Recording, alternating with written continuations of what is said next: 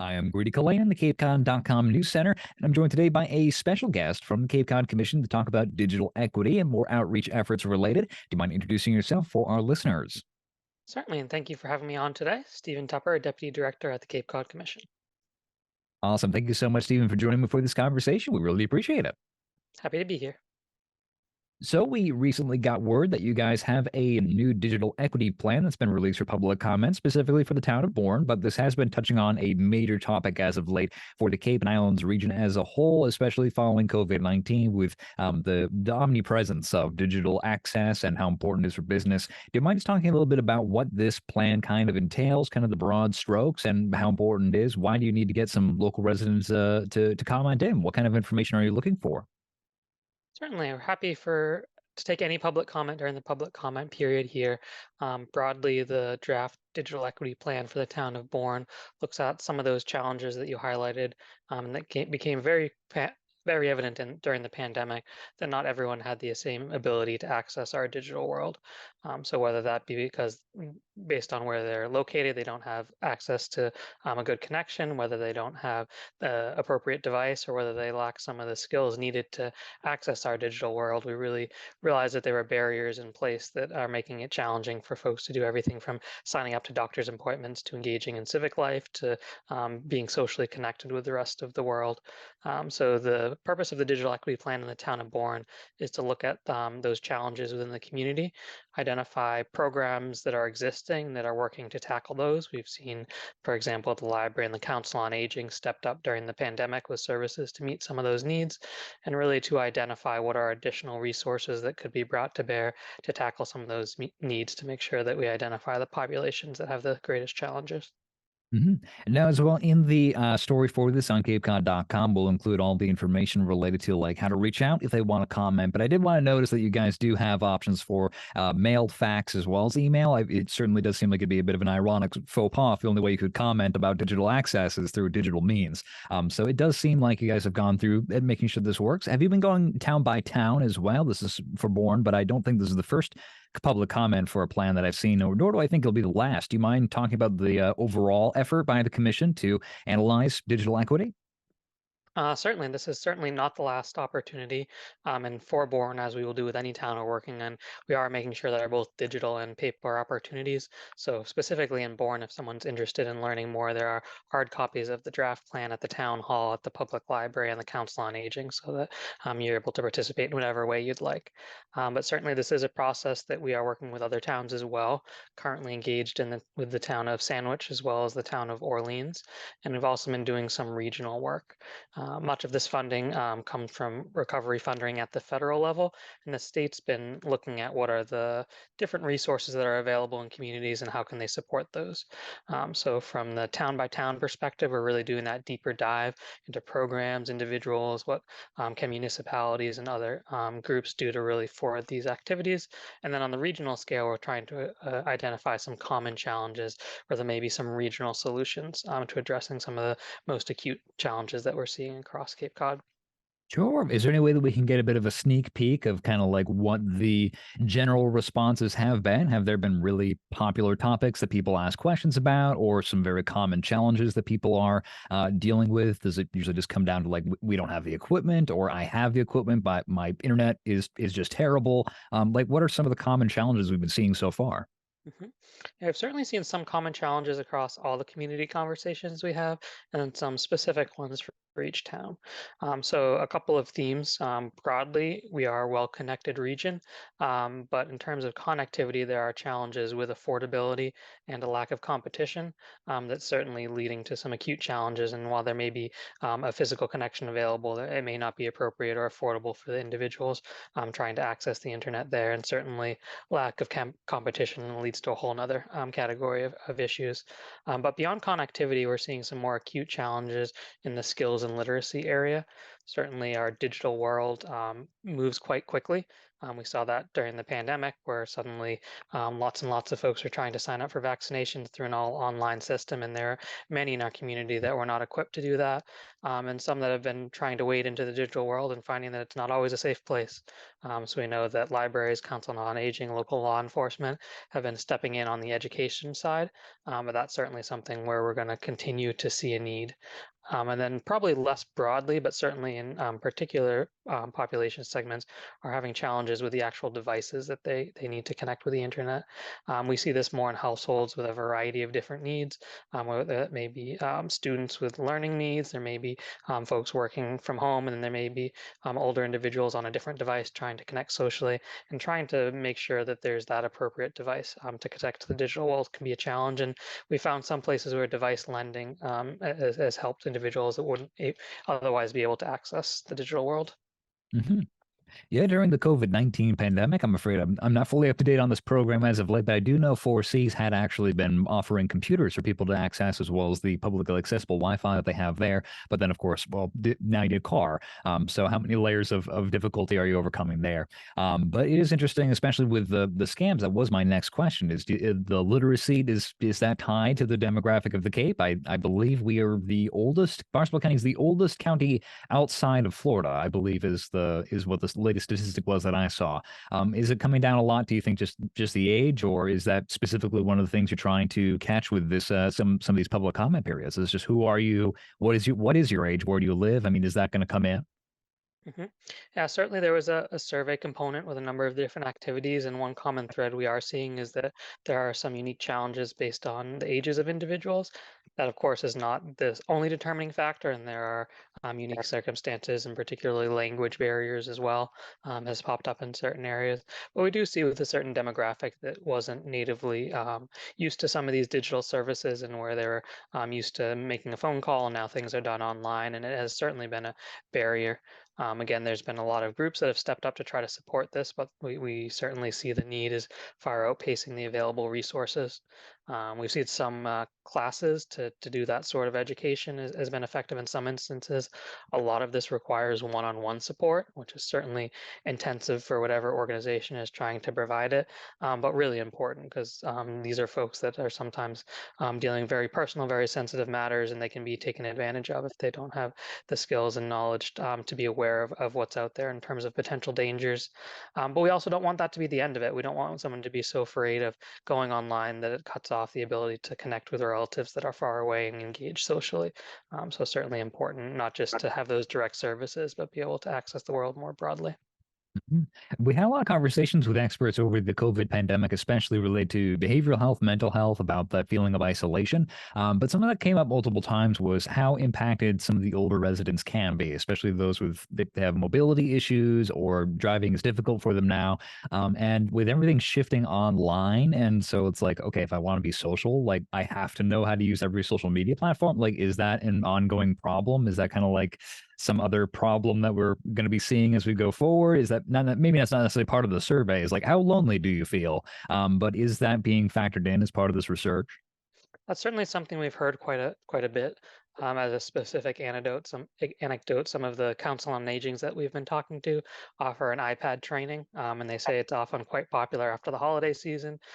Younger relatives will get an older person an iPad or some other device to stay connected, and then realizing that that's not enough for them to have that connectivity. So those classes tend to be quite popular after holidays, where they can come in and make sure that they're able to safely learn the device and be able to effectively use it. So, and great, they have a connection, they have a device in their hands, but that last piece of the education is really necessary.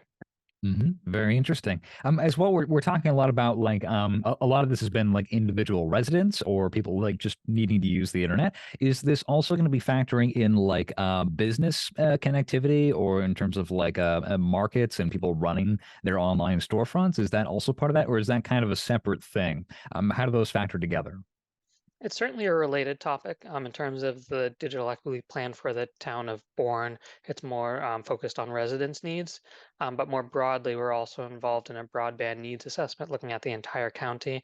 And as part of that, we are definitely looking at business needs and whether or not the current broadband options are appropriate for those business needs. We had a specific business focus group looking at that. And some of the themes that we heard there are particularly challenges with connectivity in the summer season when our networks are really strained with the amount of volume that's there, and understanding the acute challenges if connectivity, particularly payment systems, are going down in the summer, that can be really impactful from the business perspective. So certainly part of the broad conversation, although not so much the focus in the specific plan at this point. Mhm. I'm sure for a lot of people having difficulties with digital connection, I think it's quite the relief to have somebody coming through and asking a little bit more about, hey, what's wrong? Because I think inherently a lot of these people are probably quite frustrated with the online component, and without the lack of with the lack of people being able to actually pick up the phone, that can be even more of a problem. So, is there a? Can you give us a rough timeline on this particular public comment period and other draft, excuse me, public plans that you're planning on doing? And as well, do you mind giving us the overview of where you're at currently with that more county-wide study and I guess the timeline for that as well? Mhm. So certainly the Town of Bourne Digital Equity Plan is out for public comment now, and it will be through March 25th. So we'll be accepting comments through March 25th, and then collating them all for the Town of Bourne to review. On the heels of that will be the release of the Town of Sandwich Digital Equity Plan. So that one will follow shortly after in the next month or so. And then Bourne's a little bit behind that. We will have a public meeting coming up in the next month to kick off the process in the Town of Bourne. And the intent with all of these plans is to prepare the towns to go after implementation funding. The good news here is as we are identifying with the town's opportunities, there is funding right there on the heels that's available later this fall, later this spring, in fact. So we're going to be supporting the towns in pursuing any implementation grants they're looking for. So that will happen in the near term. And in terms of the timeline for the broadband needs assessment, similar timeline. We'll be seeing deliverables over the next couple months. So certainly come April and May, we'll have a lot more information. We'll be able to go from the study and plan phase into implementation on a number of these items. All right, awesome. Do you mind talking a little bit more about what some of the? I mean, this sounds like more like it's going to be the town's problem. But what are some of the solutions as example? Like, what could funding be used for? Would it be like a rent a computer program, or to supplying more funding for local libraries and more lessons for older residents? Like, what are some of the ways that that the municipalities can even maybe try to change some stuff if we find that there's some major issues with digital equity in their local town? So municipalities are certainly part of the conversation in terms of solutions. We've also found a number of other groups and organizations like libraries and council on aging that can play an important role. So some of the first suggestions have to do with expanding programs that are already in existence. So again, particularly at the library and council on aging, where they're doing some of these trainings, whether they be group or one-on-one, looking for additional resources, because it feels like those are opportunities where some additional resources could double down on what's happening in those successful examples. Similarly, we found success with promotion of public Wi-Fi. So community anchor institutions like libraries, council on aging, housing authorities, schools, places where people may be going to access the internet, making sure that there's investments in that public Wi-Fi.